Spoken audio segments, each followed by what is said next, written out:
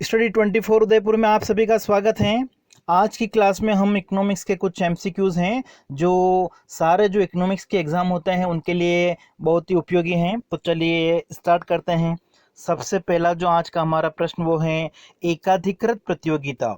Monopolistic competition जो होता है वो परफेक्ट कंपटीशन पूर्ण प्रतियोगिता की तुलना में सुनिश्चित करता है। क्या डिटरमिन करता है? एक तरह से चार ऑप्शन हमारे पास में दे रखे हैं कि जो लो प्राइस एंड हाई प्रोडक्शन, या प्राइस जो होती हैं वो मार्जिनल कॉस्ट के इक्वल होती हैं, या फिर न्यूनतम औसत लागत मिनिमम एवरेज कॉस्ट जो होता है वहाँ पे प्रोडक्शन होता है, या फिर हाई प्राइस ऊंची कीमत और जो प्रोडक्शन है वो बहुत कम होता है। तो यहाँ पर अगर हम बात करें तो परफेक्ट कंपटीशन पूर्ण प्रतियोगिता से अगर हम मोनोपोलिस्टिक कंपटीशन एकाधिकारी प्रतियोगिता की तुलना करें तो यहाँ पे एकाधिकारी प्रतियोगिता जो मोनोपोलिस्टिक कंपटीशन है उसमें प्राइस जो है वो एक तो ज़्यादा होती हैं और प्रोडक्शन जो होता है वो ऑप्टिमम लेवल से एक तरह से कम होता है परफेक्ट कंपटीशन में, जैसा कि ऑप्टिमम लेवल होता है। तो यहाँ पे हमारा जो करेक्ट आंसर हो जाएगा वो क्या होगा? Option D. नेक्स्ट सेकंड, रेखिक मांग फलन के संदर्भ में जब किसी फर्म का कुल आय वक्र महत्तम की ओर अग्रसर होता है, ठीक है, जो टोटल रेवेन्यू कर्व है वो इस तरीके से होता है, गिरता हुआ होता है, तो ऐसी स्थिति में कीमत के ऊपर, ठीक है, कीमत की जो स्थिति है वो क्या होगी? तो देखिए जो टोटल रेवेन्यू कर्व है वो कम होता जा रहा है। तो ऐसा कब हो सकता है? जब वस्तु की जो कीमत है उसमें निरंतर कमी आ जाए। तो यहाँ पे हमारा जो करेक्ट आंसर होगा वो होगा ऑप्शन डी। वस्तु की जो कीमत है वो निरंतर कम होती हुई होनी चाहिए या घटती हुई होती है तब ऐसा हो सकता है। नेक्स्ट हमारा है तीसरा, आर्थिक सिद्धांत में सेटेरिस पारिबस, ठीक है, जो इकोनॉमिक थ्योरी होती हैं उसमें सेटेरिस पारिबस जो वर्ड है वो उस शब्द का जो प्रयोग है वो किसको एक तरह से बताता है? तो सेटेरिस पारिबस का मतलब एक तरह से क्या होता है, हम जो भी इकोनॉमिक में थ्योरीज पढ़ते हैं तो उनमें हम कुछ एजम्पशंस लेते हैं कि अगर ये जो फैक्टर्स हैं उनमें किसी तरीके से कोई चेंजेस नहीं होता है, ठीक है, जो हम कहते हैं ना कि अदर थिंग्स रिमेनिंग कांस्टेंट, तो ये हमारी जो एजम्पशंस होती हैं इसी को एक तरह से क्या कहा जाता है? सेटेरिस पारिबस कहा जाता है। तो हमारा जो करेक्ट आंसर होगा वो क्या होगा? ऑप्शन बी, अन्य बातें समान है, other things remaining constant. Next हमारा है फोर्थ, निम्न में से किस अर्थशास्त्री ने अल्पाधिकार के अंतर्गत कीमत जड़ता प्राइस रिजिडिटी की व्याख्या करने के लिए कोनेदार मांग वक्र, जिसको हम क्या कहते हैं? किंग्ड डिमांड कर्व या विंकुचित मांग वक्र कहते हैं, का प्रयोग किया? तो देखिए जो किंग्ड डिमांड कर्व है, ओलिगोपोली मार्केट की हम बात कर रहे हैं, तो किंग्ड डिमांड कर्व जो प्राइस रिजिडिटी को बताता है, प्राइस रिजिडिटी, तो ये जो कंसेप्ट है वो किसके द्वारा दिया गया है? पॉल एम स्विजी के द्वारा। तो हमारा यहाँ पे जो करेक्ट आंसर होगा वो होगा ऑप्शन ए। नेक्स्ट, व्यंजक हमको दे रखा है, इक्वेशन दे रखी है, का प्रयोग निम्न में से होता है। तो देखिए जब आप मैथमेटिकल इकोनॉमिक्स पढ़ते हो तो मैथमेटिकल इकोनॉमिक्स में जैसे यूटिलिटी मैक्सिमाइजेशन है, प्रोडक्शन मिनिमाइजेशन मैक्सिमाइजेशन है, या फिर जो कॉस्ट है वो मिनिमाइजेशन करने के लिए एक तरह से हम क्या करते हैं, जो लैग्रेंज मेथड होती हैं उसका एक तरह से यूज किया जाता है। तो ये जो हमारा व्यंजक हमको दे रखा है उसका संबंध एक तरह से किससे है? जो लॉन्ग रेंज मेथड होती है, ठीक है। तो हमारा आंसर क्या हो जाएगा? Option D.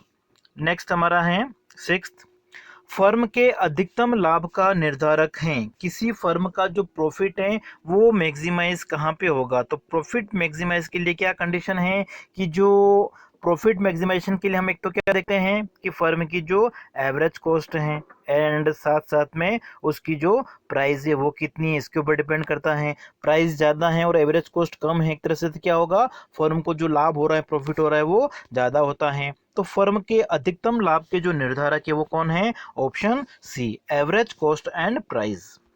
नेक्स्ट हमारा है सेवंथ, कीमत घटने की स्थिति में निकृष्ट वस्तु के लिए जब किसी कमोडिटी की जो प्राइस हैं वो क्या होती हैं? कम हो रही हैं, तो इंफीरियर गुड्स की अगर हम बात करें तो निकृष्ट वस्तुओं के लिए जो सब्स्टिट्यूशन इफेक्ट होता है, जो प्रतिस्थापन प्रभाव होता है, वो तो एक तरह से क्या करेगा, वस्तु की जो डिमांड है, मांग है, उसको बढ़ाएगा। और इनकम इफेक्ट का अगर हम प्रभाव देखें तो इनकम इफेक्ट से क्या होगा, वस्तु की जो मांग है वो कम हो जाती है। तो यहाँ पर अगर हम देखेंगे तो हमारा जो करेक्ट आंसर होगा वो क्या होगा, ऑप्शन ए। ठीक है, इस स्थिति में क्या होगा, जो सब्स्टिट्यूशन इफेक्ट होता है, प्रतिस्थापन प्रभाव तो मांग को बढ़ाएगा, लेकिन आय प्रभाव जो है वो मांग में कमी करता है। ठीक है, जबकि यहाँ पे थोड़ा अलग लिखा हुआ है। तो हमारा करेक्ट आंसर क्या हो गया, ऑप्शन ए।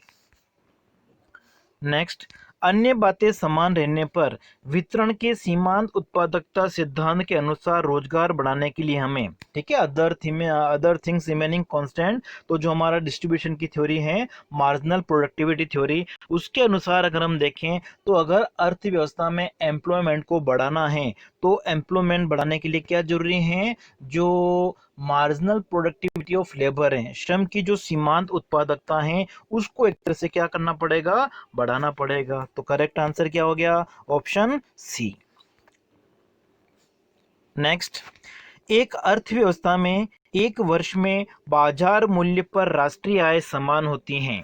ठीक है, देखिए राष्ट्रीय आय की बात की गई है, जीएनपी की अगर हम बात कर रहे हैं मार्केट प्राइस पर, तो जीएनपी मार्केट प्राइस का मतलब होता है कि उसमें जो इनडायरेक्ट टैक्स हैं वो प्लस जुड़ा हुआ होता है, और जो सब्सिडी होती हैं उनको हम क्या करते हैं, माइनस करते हैं। और एक साल में जितना भी प्रोडक्शन होता है या जो फैक्टर्स ऑफ प्रोडक्शन उनको जो पेमेंट किया जा रहा है, उन सभी को हम जोड़ के क्या करते हैं, नेशनल इनकम को कैलकुलेट करते हैं। तो यहाँ पे हमारे पास में जो चार ऑप्शन दे रखे हैं उसमें से सही जो आंसर है वो हो जाएगा ऑप्शन सी।